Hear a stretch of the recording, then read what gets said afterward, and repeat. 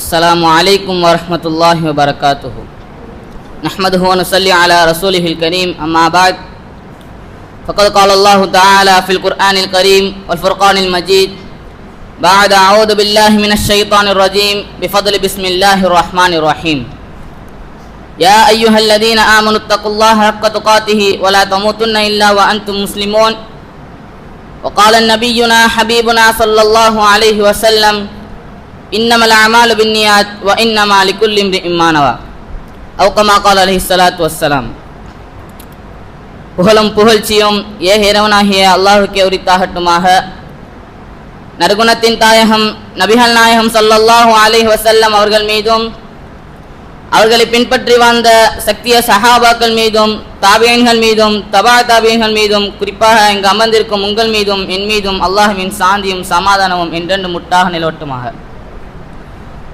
அன்பார்ந்த அல்லாஹ்வின் நல்லடியார்களே, குர்ஆன் இறங்கியதிலிருந்து ஏறத்தாழ 1450 ஆண்டுகள் உருண்டோடிவிட்டது. இந்த குர்ஆனை எப்படியாவது அழித்துவிட வேண்டும், முஸ்லிம்களை ஒடுக்கிவிட வேண்டும் என்று கங்கணம் கட்டி கொண்டு திரிந்த பல்வேறு திறமைகள் வாழ்ந்த மாமேதைகள் எல்லாம் இந்த குர்ஆனை ஆய்வு செய்து இது ஒரு பொய்யான வேதம் என்று மக்களுக்கு பறைசாற்ற வேண்டும், இதில் ஏதாவது ஒரு குறையை கண்டுபிடித்து விட வேண்டும் என்று இந்த குர்ஆனை ஆய்வு செய்த பல மாமேதைகள் இந்த குர்ஆனுக்கு முன்னால் மண்டியிட்டு இஸ்லாத்தை ஏற்றுக்கொண்டிருக்கிறார்கள். அதுதான் இந்த குர்ஆனுடைய மாபெரும் சாதனை.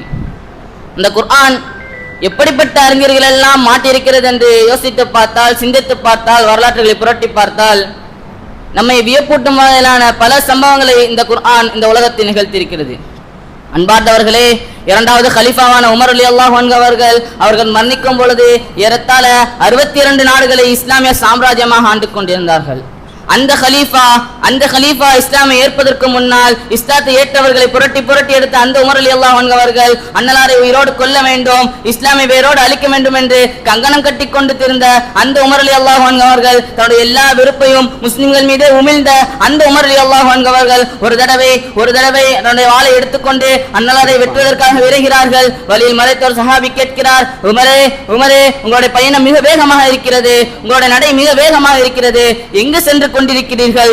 உருவிய வாளோடு உயர்ந்த வேகத்தோடு எங்கே சென்று கொண்டிருக்கிறீர்களே, எங்கு செல்கிறீர்கள் என்று அந்த சஹாபி கேட்க அதற்கு உமர் ரலியல்லாஹு அன்ஹு அவர்கள் பதிலளிக்கிறார்கள், இந்த பூமியிலே, இந்த மக்கத்து பூமியிலே குழப்பத்தை ஏற்படுத்தி கொண்டிருக்கிற முஹம்மதை வெட்டி வீழ்த்துவதற்காக செல்கிறேன் என்று சொன்ன பொழுது அந்த சஹாபி சொன்னார், முஹம்மதை வெட்டுவதற்கட்டும் உனது வீட்டை முதலில் பார், உனது சகோதரி இஸ்லாத்தை ஏற்றுக்கொண்டு விட்டால் அதற்கு பின்னால் முஹம்மதை போய் செந்தி, முதலில் சகோதரியை போய் செந்தி அந்த சஹாபி சொல்ல அதற்கும் மேலான உச்ச கோபத்தில் தனது சகோதரின் வீட்டுக்கு செல்கிறார்கள். அங்கு ஒரு குர்ஆனின் வசனங்கள்